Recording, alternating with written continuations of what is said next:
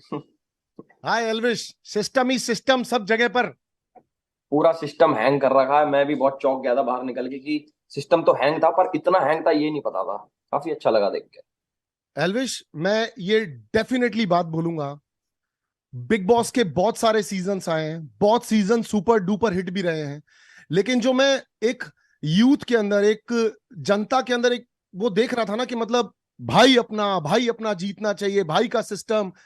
मैं मतलब बेसिकली ये जानना चाहता हूं कि यूट्यूब के थंबनेल से लेकर के न्यूयॉर्क के टाइम स्क्वायर तक का सफर पार करने वाला एल्विश यादव है क्या चीज, कौन है वो?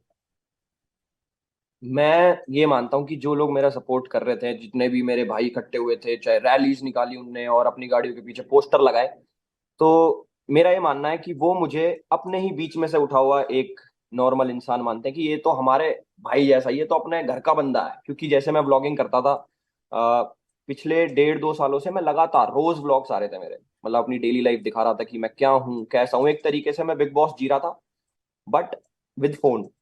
और लोग भी देख रहे थे उस चीज को। तो इस वजह से उनको ऐसा लगता है कि अपने घर का बंदा है तो इसे जीतना चाहिए, और इसलिए उन्होंने मेरा सपोर्ट करा। और जो आप दूसरी बात बोल रहे हो कि थंबनेल से लेके टाइम स्क्वायर तक का सफर, जैसे मैं बाहर निकला मेरे को इनने दिखाया कि भाई देखो तुम्हारा तो ये टाइम स्क्वायर पे ऐसे ऐसे आ गया। तो मैंने पहला सवाल इनसे पूछा, मैंने कि तुमने पीछे से कोई जमीन वमीन तो नहीं बेच दी मेरी? जो इतना पैसा लगा दिया, मैंने कि पैसा किसने लगाया है, वो चीज ने मुझे बताई नहीं किसने लगाया, बट बहुत अच्छा लगा देख के कि कहाँ ये मैं भी जानना चाहता हूं और शायद जनता भी जानना चाहती है। बताओ पैसा किसने लगाया है? मैं भी यही जानना चाहता हूँ। पता लगेगा मैं बताऊंगा। कमेंडेबल एल्विश, मैं एक लिटरली बात बता रहा हूं कि तुम कह रहे थे कि मैं पॉलिटिशियन बनना चाहता हूं। प्लीज, किसी आदमी की रोजी रोटी छिन जाएगी अगर तुमने ट्राई की तो। तो हम्म। थोड़ा सोच समझ के कदम लेना अगर तुम पॉलिटिशियन बनना चाहते हो तो। एल्विश, एक चीज मुझे जाननी है, सवाल तो मेरे पास बहुत सारे हैं, पर जी। मुझे एक चीज जाननी है कि जिस एल्विश को हम लोग अंदर देख रहे थे, वो हम्म। एल्विश काफी सॉर्टेड सा, जैसे पूजा भट्ट जी का भी मैं डायलॉग रिपीट करूंगा तो, कि वो है 24 साल का लेकिन उसके अंदर एक बहुत मेच्योर इंसान है। ये ठहराव, वो तुम्हारे साथ कहीं साउथ अफ्रीका के जंगलों में जाकर के शांति से रहना चाहती हैं। तुम्हारी सारे घर में मतलब उनकी किसी से पट नहीं रही थी, और पट उनकी रही थी जो लोग यहाँ तो उनके साथ उनके अकॉर्डिंगली उनके सिस्टम के हिसाब से चल लें। तो आप दोनों की बेसिकली क्या केमिस्ट्री थी, और क्या तुम अंदर से वैसे ही इंसान हो? टू बी फ्रेंकली सेइंग, क्या वैसे ही इंसान हो जैसा स्क्रीन पर इतने दिनों से हमको दिख रहे थे? जो रियलिटी शो होता है उसके अंदर ना, एक चीज मैंने नोटिस करी। मुझे पहले लगता था बिग बॉस होता है स्क्रिप्टेड, होता है, स्क्रिप्ट देते हैं, ये देते हैं और अपने हिसाब से ये लोग ना जिताते हैं कि ये हमें फायदा देगा आगे चल के तो इसे जिता देंगे। बट वो चीज मैं, मतलब मैं खुद गलत प्रूव हो गया। और बाकी पूजा जी की जो बात है, आ, वो ना घर की बातें हमारी कभी हुई नहीं।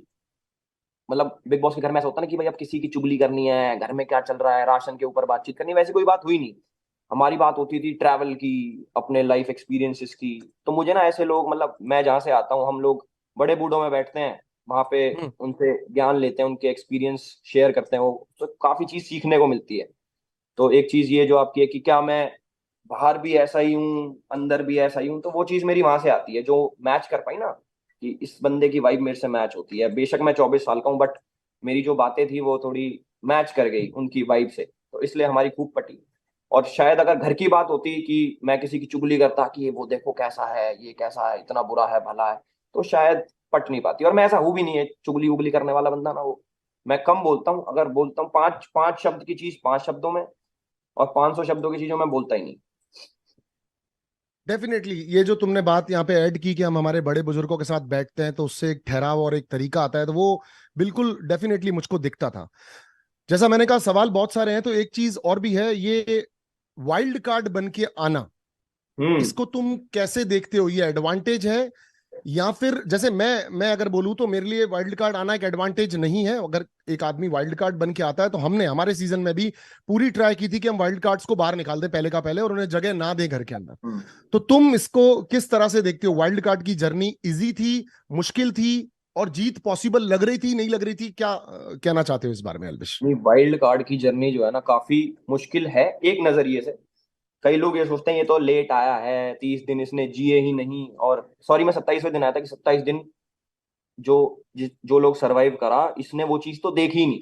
बट मुझे ऐसा लगता है, जैसे सलमान भाई ने भी बोला कि जैसे दुल्हन आती है वो एडजस्ट करती है, वो कितना हार्ड होता है।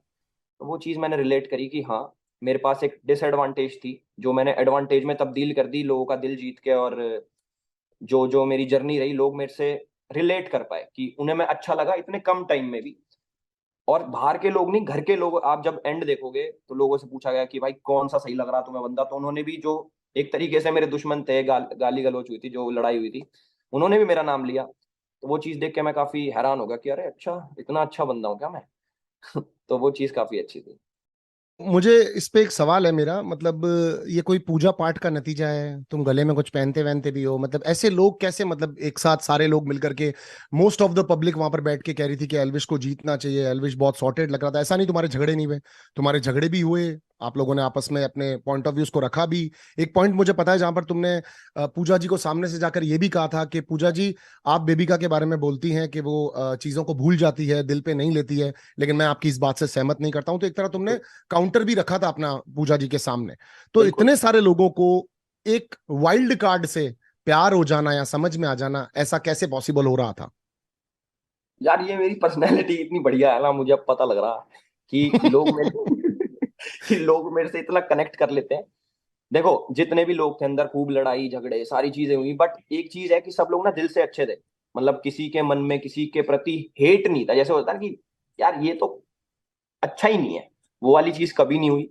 और बाहर आके उन्होंने देखा होगा कि रियलिटी शो को जो रियलिटी की तरह जी रहा है, उसे सपोर्ट करना चाहिए, क्योंकि मैं ऐसा ही हूँ। अच्छा, 27 दिन बाद जब अंदर आ रहे थे, तो ये वाइल्ड कार्ड की हिस्ट्री है कि कभी वाइल्ड कार्ड जीता नहीं है। एक तुमने एक बहुत बड़ी हिस्ट्री क्रिएट की है कि वाइल्ड कार्ड जीत गया। अब लोगों को ये रहेगा कि wild card can also win, अब ये चीज दिमाग में लोगों के रहेगी। तो तुमको जब आ रहे थे शो में, अंदर आ रहे थे, अंदर आ चुके थे, कितने प्रतिशत लग रहा था कि मैं शो जीतने आया हूं या बस मैं ऐसे ही आया हूँ, पब्लिक के लिए आया हूँ, दैट्स इट? नहीं, स्टार्टिंग में मेरे को ऐसा लग रहा था कि ना, बिग बॉस वालों के रूल होते हैं कि वाइल्ड कार्ड को जिताते ही नहीं। हम्म। फिर जैसे मैं जीत गया, वो चीज तो मेरी क्लियर हो गई कि पिछले हम्म। 16-17 सालों से भाई आज तक कोई वाइल्ड कार्ड जीता नहीं। हम आ हमारी गए भी हैं क्लियर अब। हो गई। मेरी खुद की क्लियर हो गई। मैंने पूछा जब मैं शो में आ रहा था ना कि यार एक बात बताओ, ये वाइल्ड कार्ड कभी नहीं जीता और मुझे ऐसा लग रहा है इस बार भी नहीं जीतेगा, तो तुम कुछ अंदर से तो नहीं करते? मैंने कम से कम 10-10 बार सवाल पूछा, जो जिन्होंने कास्टिंग वगैरह करी सारी। तो उन्होंने बोला नहीं, ऐसा कुछ नहीं, अगर वाइल्ड कार्ड स्ट्रांग है तो यार जीत सकता है, पब्लिक के हाथ में है सब चीजें। मैंने कहा यार वोट पक्का कुछ झोल तो नहीं होता ना, कि वाइल्ड कार्ड के तो वोट ही नहीं काउंट होते? कह रहे नहीं नहीं, कोई हम्म। ऐसी बात नहीं है, अगर जीतने लायक बंदा होगा तो जीता जाएगा, नहीं तो नहीं जीता। बट मैं जीत गया तो कुछ तो इम्पैक्ट डाला होगा मैंने, बल्कि कम दिनों में, और काफी ज्यादा इम्पैक्ट मैंने डाला। तो वो चीज तो क्लियर हो गई कि एक जर्नी या फिर इम्पैक्ट, क्या चीज मैटर करता है, कि दिन कितने ज्यादा जिए या फिर कितना इम्पैक्ट डाला। तो इम्पैक्ट पब्लिक ने देखा कि हाँ, इस बंदे में कुछ तो है। और ये जैसा बाहर है वैसा अंदर है, उस चीज से रिलेट करके उन्होंने मेरे को जिता दिया, और we created the history. Definitely you created history. And यहाँ पर एक चीज और आती है कि मैंने भी पूरे सीजन को फॉलो किया, मुझे भी कभी ऐसा नहीं लगा कि कुछ मेडअप कर रहा है एल्विश, मतलब लाइक कुछ बना रहा हो या कुछ स्ट्रेटेजी लेकर आया हो। क्योंकि जो तुम्हारी स्ट्रेटेजी, अगर अपन उसको स्ट्रेटेजी मान भी लेते हैं, तो वो दिख ही नहीं रही थी। वो स्ट्रेटेजी एकदम फ्लैट और एकदम नॉर्मल। तुम एक आम इंसान सुबह नींद से उठा, वो टॉवल भी बांध के घूम रहा है तो घूम रहा है, और वो खाना हाँ, मांग रहा है तो मांग रहा है। Was very very simple and flat. और शायद इसी वजह से मास पब्लिक को तुम पसंद आया, क्योंकि सबको अपने जैसे लग रहे थे। रेस्ट जो तुम्हारे साथ जितने भी लोग थे, ऑल वॉज फैंटास्टिक प्लेयर्स, सबका गेम बहुत बेहतरीन था। लेकिन एक चीज बहुत ज्यादा क्लियर दिखती है कि मुझे भी ये समझ में आया है कि लोगों को वो लोग ज्यादा समझ में आ रहे होते हैं जो एकदम सिंपल और एकदम बेसिक, मतलब वो जिद जिद नहीं कर रहे होते मैं जीत जाऊंगा या मैं जीत रहा हूं या मैं जीतने वाला हूं। You was very simple with the things. एक दो बार सवाल तुमने बिग बॉस के सामने भी उठाए थे, वो टाइम वाले सवाल पर लेकर के कि वो लाइट ब्लिंग हो रही है। सो लाइट ब्लिंग एल्विश मेरे हिसाब से गलत भी हो सकती है, सही भी हो सकती है, बट वो बिल्कुल। तुम्हारा अपना एक्सपीरियंस होगा कि वो लाइट ब्लिंक सही हो सकती है नहीं हो सकती है। अच्छा, मैं एक चीज और जानना चाहता हूँ, ये सिस्टम क्या है? मतलब आधे कमेंट बॉक्स हर जगह पे सिस्टम नाम से भरे हुए होते हैं। What is system? सिस्टम क्या है? सिस्टम के नीचे रहना पड़ेगा या सिस्टम सिस्टम? नहीं, सिस्टम एज सच कोई वो नहीं है कि इसका भाई कोई मीनिंग है, गूगल पे डालो कि सिस्टम का मीनिंग क्या है तो कुछ निकल के आएगा। हम लोगों ने जो बनाया था, डेली लाइफ में हम लोग यूज करते थे, बाहर भी एक हमारे बड़े भाई हैं, तो वो हर चीज में बोलते थे, हम कुछ भी करते थे कि सिस्टम है भाई, सिस्टम है। तो वो मेरे लिए भी नया था, मैंने कहा अरे यार ये तो कूल साउंड कर रहा है, सिस्टम है। तो सिस्टम का मतलब ये बोल सकते हैं कि भाई अपना ऐसे ही है, मतलब हम ऐसे ही हैं। कोई कुछ बोल रहा है कि भाई तुम ऐसा क्यों कर रहे हो, भाई हम तो ऐसे हैं, हमारा तो सिस्टम है, और हम तो सिस्टम हैंग कर देते हैं, हम तो सिस्टम के नीचे ही रहना पड़ेगा, ये तो फिर धीरे धीरे बिल्ड होगा। मैंने कहा यार मजा आ रहा है इस वर्ड को बोलने में भी ना, और पब्लिक की जबान पे भी चढ़ गया, और पीछे से हम्म, सिस्टम सिस्टम हो रही थी, तो हम्म, वही है, ऐसा कुछ पर्टिकुलर मीनिंग नहीं है कि भाई system is like this, system is like जो तुम हो वो हो, और अपना ऐसा ही है, भाईचारा। अपना ऐस हम्म। हाँ जी। अच्छा, भाईचारा, भाईचारा, you give me a second line, thank you.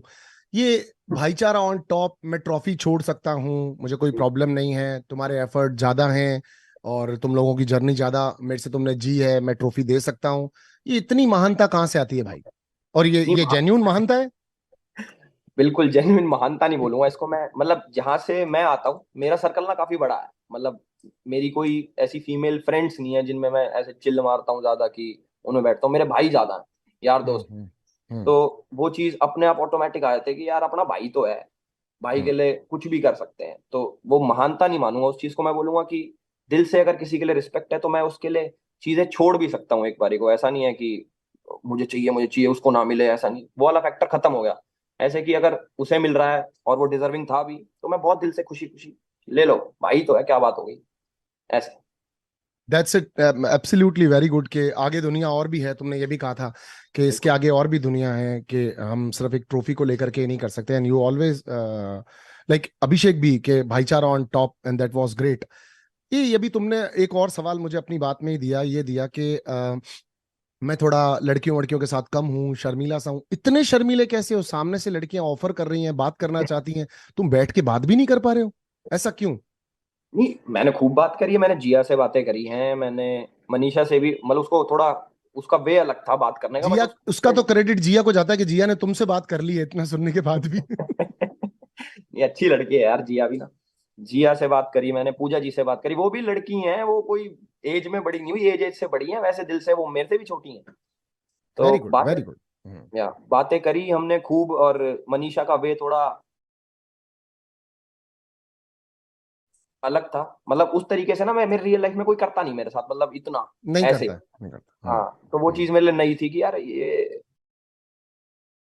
चलो ठीक भी है, बट उसको मैंने चीजें समझाई भी कि चल ये चीज तू कर ले, ये तेरा वे है, बट एक थोड़ा दायरा मेंटेन करके, वो फिजिकल वाली जो चीज है ना कि पकड़ लेना ये करना, तो हमारे में थोड़ा ऐसा है कि यार थोड़ा डिस्टेंस प्लीज। होता है, एब्सोल्युटली, आई एग्री। अच्छा, यहीं से एक और बात आती है। तुम शायद अगला क्वेश्चन मुझे खुद ही दे रहे हो, ऐसा तो नहीं कि मतलब इंटरव्यू मैं कंडक्ट कर रहा हूं पर सवाल तुम ही मुझे दे रहे हो कि मैं पूछ लूं? अगला ये सवाल है, ये भी सिस्टम भाई, सिस्टम। सिस्टम है। तो ये कि आपके फादर जब आए थे, और he was very grounded man, professor साहब जब आए थे, तब उन्होंने मनीषा को एक तो वो एग्जाम्पल दिया था, लकड़ी और वो वाला हाँ चद्दर वाला। और साथ में उन्होंने ऐसा बार बहुत कंट्रोवर्सी हो रहा था, सब लोगों ने यहाँ पर क्लियर करने की, आपकी टीम ने भी क्लियर किया था और आपके फादर ने भी क्लियर किया था, मीडिया पहुंची थी उन तक। ये एक वर्ड यूज किया था उन्होंने, फूवर्ड। फूवर्ड मतलब बिलो द बेल्ट जाके चीजें कर रही हो, वो उसके बारे में क्या कहना चाहते हो? ऐसा उन्होंने मनीषा को कहा, इसको थोड़ा प्लीज बताओ मुझे। मेरे फादर जो है वो प्रोफेसर हैं, वो काफी इन चीजों में रहते हैं कि सब लोग थोड़ा करें, बट रिस्पेक्टफुली उस चीज को करें, तो ऐसा कोई मन में हेट लेके नहीं आए कि इसको मैं तो ये वर्ड बोलूंगा और चुभा के जाऊंगा, वो कोई इंटेंशन नहीं थी। फूवर्ड का मतलब हमारे स्लैंग में ऐसे है कि बिलो द बेल्ट जो चीजें जाएं और ज्यादा जाती रहे तो उसको बोलते हैं कि यार ये थोड़ा कम हो जाए, फूहड़पना कम करो तो ज्यादा बेटर होगा, वो समझा के गए थे ना कि टॉन्ट मार के कि इसको डेफिनेटली, थोड़ा सा। डेफिनेटली, जी। डेफिनेटली कुछ लोग चीजें पकड़ते हैं, मतलब मैं चाहता था आपसे ये सुनना, क्योंकि मैंने ये सेम चीज कही थी कि फूड मतलब बिलो द बेल्ट हुआ, कि यार ठीक है, बाहर आएंगे, मिलेंगे, बैठ के कर लेंगे बेटा बात, बिल्कुल। घर आ जाना। आप उन्होंने इनवाइट भी किया, मगर वो होता है ना, फैंडम, फैंस हैं, प्यार है, तो जिसने जो पकड़ा, तो इस बात पे उन्होंने एक क्लेरिफिकेशन दिया था, और मैं चाहता भी था इसको सुनना कि आपने ये बताया। अच्छा, जैसे मनीषा ओवरऑल, हाँ, प्लीज बोलिए, प्लीज बोलिए। मैं कह रहा हूँ जैसे मेरे फादर साहब आए थे घर के अंदर, तो सब लोग मिले उनसे, तो मनीषा ने पैर छू के ससुर जी, तो अब जैसे मेरे को तो आदत हो गई कि ये तो ऐसी ही है, अब हम्म, उनके लिए तो ये सारी चीजें नहीं है, क्योंकि हमारे में ऐसा कोई करता नहीं, मेरे पापा थोड़े स्ट्रिक्ट टाइप है, लोग कम बात करना ऐसा कि भाई इससे थोड़ा बच के रहें, और एकदम से कोई लड़की, रैंडम लड़की नहीं, और पैर छू के ससुर जी नमस्कार, हम रिश्ता लेके आएंगे, ये लेके आएंगे, वो लेके आएंगे, तो वो उनके लिए थोड़ा वैसा कि यार ये क्या सुन रहा हूँ मैं, तो थोड़ा बिलो द बेल्ट जा रहा है, तो वो चीज उन्होंने समझाई उनको। जी। Definitely definitely. और वो बात बहुत बाद में और भी बहुत सारी चीजों में वो एक्सेप्ट बेचारे न चाहते हुए भी कर भी रहे थे। हाँ ठीक है बेटा, घर आ के बात करेंगे, घर आ के बात करेंगे। करेक्ट। वो चीज भी देखी थी। अच्छा, घर का कोई ऐसा मूवमेंट, क्योंकि स्टार्टिंग के एक दो दिन रात को नींद भी आने में मुश्किल, या फिर ऐसा लगना कि अलग जगह पे आ गया हूँ, तुम ममाज बॉय हो, तुमने बार बार बोला मोटू पतलू, हमने सब देखा। तो हाँ, घर का स्टार्टिंग के दिन कैसे थे, और ऐसा टिपिकल मूवमेंट जिस पे आके लगा था कि यार मैं शायद गलत आ गया, या फिर मैं क्यों आ गया, काइंड ऑफ। मेरे साथ ऐसा होता था पहले कि मैं जैसे कोई स्टेज पे मुझे बुला लिया कि आपको इधर आना है किसी, तो मेरे को ना काफी नर्वसनेस होती थी कि पेट में दर्द हो जाता था कि अरे यार मैं वहां जाऊंगा, मैं क्या करूंगा, कभी ए, मैं कुछ बोलूं और पब्लिक ताली ना मारे तो मेरी तो बेइज्जती हो जाएगी। तो एक नर्वसनेस ना मेरे अंदर रहती थी। बट आप मानोगे नहीं, खूब बड़ा शो है बिग बॉस, इसके लिए मुझे ज्यादा नर्वस होना चाहिए था, बट मैं नर्वस हुआ नहीं स्टार्टिंग वाले दिन में। आशिका एक बारी को हो रही थी, मैं नहीं हुआ, मैं हो रहा हूं अंदर से बिल्कुल बेशरम की यार क्या बात होगी, घर ही तो है। और मेरा जो शेड्यूल था ना वो उल्टा था बाहर। मैं रात को जागता था और दिन में पूरा सोता था। तो वो मैं सोच के आया, मैंने कि यार यहाँ तो नहीं बनेगी ये बात, क्योंकि यहाँ तो रात को सोना पड़ेगा, उल्टा करना पड़ेगा। बट पहले ही दिन नींद आ गई, लाइट बंद, सब सोने चले गए। मैंने कि यार अब मैं सिर में कहाँ मारूं, तो मैं भी सो गया और नींद भी आ गई। फिर पहले दिन से ही ठीक हो गया मेरा, कुछ वैसा नहीं लगा मुझे कि यार कहाँ ये वो, सही था। मत बट तो मम्मी की मतलब आज जो आई। मतलब हम्म, कुदरत भी साथ जा रही थी जीत की तरफ, मतलब पहले दिन नींद भी आने लग गई, स्केड्यूल भी उल्टे सीधे हो गए। नहीं जीत की तरफ नहीं, ऐसे कि यार अब कहीं आ रखे हैं तो उसको ढंग से जिए। मतलब अपने दिन काटने नहीं है, दिन जीने, वो ज्यादा वेरी इंपॉर्टेंट है। Good, very good, very good. हाँ, मम्मी के बारे में कुछ कह रहे थे, हाँ। मम्मी के बिना तो मैं बहुत कम रहा हूँ, मतलब अगर कभी ट्रिप पे भी जाता हूँ तो कांटेक्ट में रहती है क्योंकि फोन रहता है। अब मैं रात को जैसे लेट हम क्रिकेट खेलते हैं, मैं घर जाता हूँ, मेरी मम्मी रात को उठ के 2-3 बजे भी खाना बनाती है, गरम गरम खाना, वो चाहती नहीं कि मैं बासा खाना खाऊं। तो रात को उठती हैं, खाना बनाती हैं। तो मैं काफी ज्यादा वो हूँ कि यार मेरी मम्मी सही रहे बस। बहुत याद आती थी मेरे को रात को सोच के ना कि यार मेरी मम्मी क्या कर रही होगी इस टाइम, क्योंकि वो थाईलैंड गई थी, मेरी जो दूसरी फैमिली है, मेरी बहन वहां पे रहती है हम्म। जीजू के साथ। हम्म। वहां हम्म। से भी 4 दिन में वापस आ गई, उनका 10 दिन का ट्रिप था। 4 दिन भी नहीं रह पाई, कह रही मुझे याद आ रही है, मैं वापस जा रही हूँ, मेरे खांसी हो गई थी इतनी छोटी सी बात पे, वो वापस आ गई। तो मुझे लगा कि अब इतने दिन मैं रहूंगा, कैसे रहेगी। तो काफी चीजें मिक्सअप हो गया ना, और दिमाग में चलता था मेरे सारे टाइम कि यार मेरी मम्मी ठीक होगी, रो तो नहीं रही होगी, वो चीजें थी। डेफिनेटली जियो सिनेमा को थैंक्स। और जियो सिनेमा के ऊपर तो आप देखो कंटिन्यूअसली, मतलब आप हम्म। लोगों ने क्या माहौल बना के रखा, मजा आ गया। मतलब डे वन पुनीत की एंट्री से लेकर के टिल दी एंड लोगों ने अपनी आंखों के नीचे काले घेरे कर लिए, आप ट्रीटमेंट्स करवाएंगे, क्योंकि आप लोगों ने कंटिन्यूस जो इन योर लैंग्वेज सिस्टम पे सिस्टम किया है वो बहुत जबरदस्त था। तो सिस्टम से हम सलमान सर की तरफ चलते हैं। सलमान सर से मिलकर के कैसा लग रहा था, और कैसा सामने से, मतलब और ओवरऑल एक्सपीरियंस ऑन वीकेंड का वार ऑल्सो। पहली बार मैं भी ऐसे हाँ हाँ भाई, हाँ जी हाँ जी हाँ जी बिल्कुल ऐसे। उसके बाद फिर दूसरे अगले हफ्ते मेरे ऊपर ही वार हो गया, जो इंसिडेंट हुआ था बेबिका वाला मेरा उस पे। उन्होंने समझाया, उन्होंने तब भी नहीं डांटा। उनकी थोड़ी टोन ऐसी रहती है कि समझाने वाली, एज अ बिग ब्रदर उन्होंने समझाया और मैं समझा भी। बट जब ग्रैंड फिनाले में वो आए, मैंने पहली बार ही देखा कि अच्छा, मैं ऐसा होता ना भाई टीवी में सलमान खान ऐसा दिखता है असली में। कि मुझे ऐसा लग रहा था कि यार एटीट्यूड होगा बहुत ज्यादा, कभी कुछ कह दे कि अरे क्या है तुझे, ये उल्टा सीधा कुछ बोल दे। बट बहुत हम्बल। उन्होंने बल्कि अपनी वो बताई, उनके जैसे डेंगू हो रखा था, वो अपना बता रहे थे कि मैं शूट कर रहा था यार ऐसे, वो वहां पे डेंगू हो गया मेरे। बहुत काम, बहुत ज्यादा हम्बल।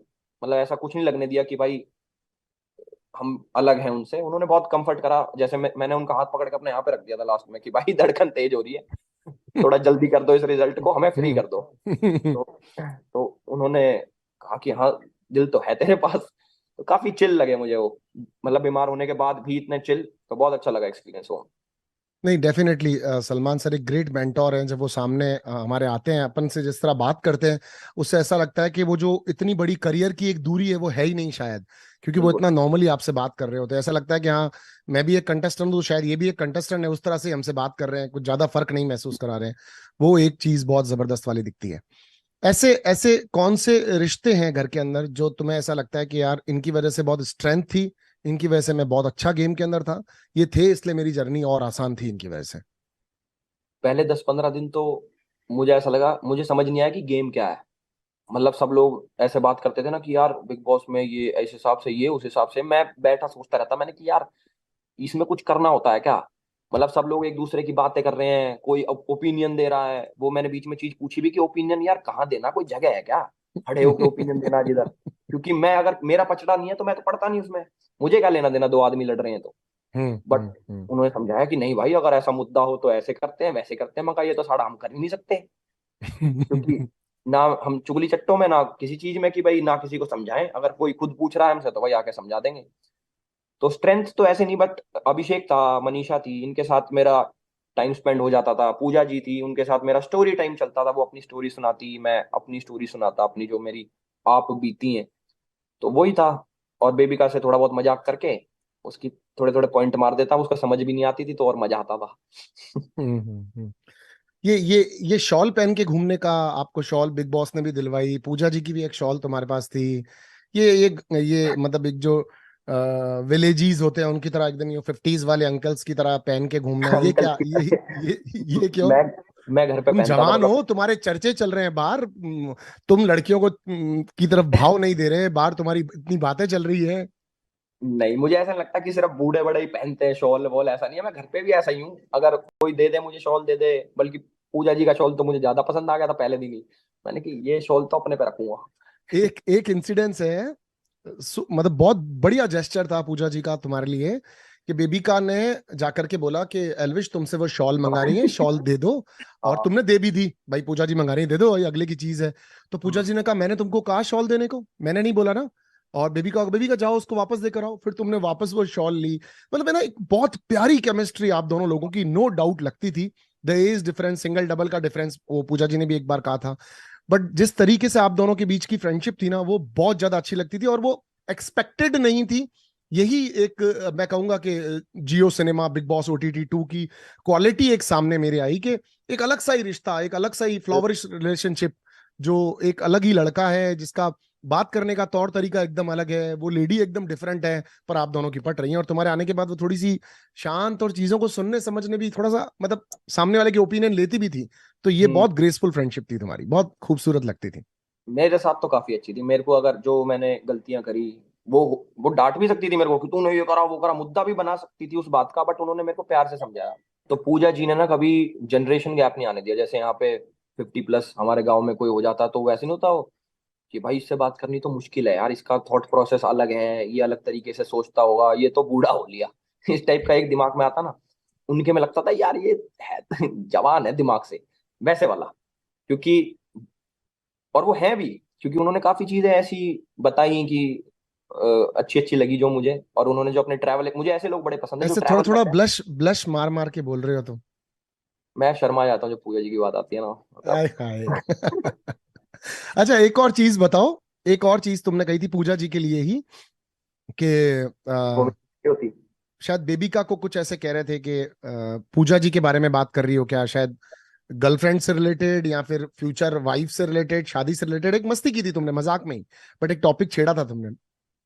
वो तो छोटी मोटी मैं वैसे ही पॉइंट मारते रहता था कि वो जैसे कहती थी तुम्हें किस टाइप की चाहिए, तुम्हें यहाँ कौन पसंद है, क्योंकि ना आप आपको भी पता है वैसे बात, इतनी सारी वहां पे लड़कियां थी और उन सब में सुंदर थी हाँ पूजा जी। डेफिनेटली, तुमने बार बार दिखाया था हमको जब तुम कह रहे थे, एक दिन तुम और अभिषेक दोनों बैठ के बात भी कर रहे थे कि ये कितनी खूबसूरत हैं और कितनी खूबसूरत रही होंगी।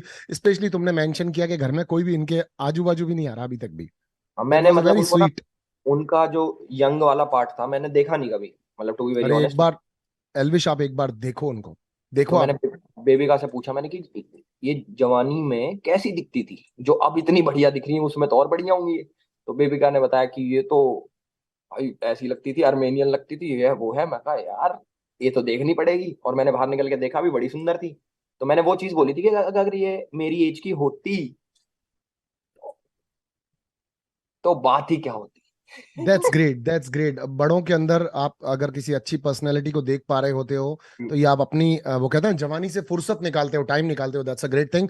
बट अब जवानी की बात चल रही, तो मुझे एक बात बताओ। ये पूरी शायद दुनिया ही अब जानना चाहती है, क्योंकि टाइम स्क्वायर तक तुम पहुंचे हो। हाँ। वो लड़की कौन है जिसकी वजह से तुम लेफ्ट राइट यहाँ वहां कहीं नहीं देखते हो? कौन है वो? एक तो एक आधा तो हमने कुछ इंटरव्यू वगैरह भी देखे हैं, तो कौन है वो लड़की? मैं काफी डाउट्स क्लियर करना चाहता हूँ बहुत सारे लोगों के, कि जो तुम्हें लग रहा है ना कि भाई ये है, जिसके भी इंटरव्यू देखे हैं, जो भी करा है, जिस जिस जो भी करा है भाई वो नहीं है। जो ओ। जी, जो बंदी है वो अलग है, वो सोशल मीडिया पे नहीं है, वो पंजाब की है और पंजाब में ही रहती है, कहीं ओके। बाहर नहीं रहती वो। और वो सोशल मीडिया पे नहीं है, काफी उसकी लाइफ बहुत प्राइवेट है और वो चाहती है कि सारी चीजें बहुत प्राइवेटली ही रखी जाएं। उसे पसंद नहीं कि उसका नाम मैं कहीं पे लूं या फिर उसके फॉलोअर्स वॉलोअर्स बढ़ाऊं, इन चीजों के पीछे वो उन चीजों से दूर है और खुश है। तो मतलब जैसी तुमको लड़की चाहिए थी वैसी लड़की है तुम्हारे पास। हाँ very good, very good, so lucky of you. और ऐसा कॉम्बिनेशन वाला पार्टनर मिलना भी बहुत बड़ी बात होती है। और उर्फी को सलवार सूट पहनाना चाहते हैं आप। उसने भाई पूछा ऐसा मेरे को कि आप मेरे लिए क्या करना चाहोगे, मेरे दिमाग में एकदम से आया हरा सूट। मैंने एक फोटो देखी थी किसी लड़की की हरे सूट में, मुझे अच्छा लग गया था वो सूट, मैंने कि मैं देखना चाहता हूँ वो सूट सलवार में, अच्छा लगेगा। अच्छा, एक चीज और क्लियर करो लोगों को ना, राशन को लेके बड़ी मिथ रहती है कि झूठ बोलते होंगे, जब इतना अच्छा घर है तो खाना भी पूरा होता होगा। हम तो अपने गले बिठा चुके बोल बोल के। तुम अपना एक्सपीरियंस बताओ बिग बॉस के घर में क्या राशन वॉर है।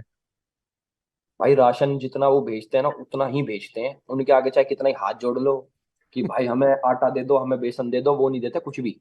उनका एक फिक्स्ड होता है कि ये आ गया इसे खाओ, अब तुम पे नहीं है तो भूखे मरो। अब हमारा जो लास्ट वाला आया वो था बेसिक, अविनाश के चक्कर में, जिसके चक्कर में हमें रोटी भी ऐसे सोच सोच के खानी पड़ रही थी कि यार एक रोटी ज्यादा खा जाऊंगा तो यार आटा खत्म हो जाएगा। 2 दिन पहले हमारा आटा भी खत्म हुआ। अभिषेक की तबीयत खराब हुई तो उसको चावल नहीं दे सकते थे क्योंकि उसको पसंद नहीं आ रहे थे, इसलिए हमने हाथ जोड़ के बिग बॉस से बोला, मैंने कि यार आटा भेज दो।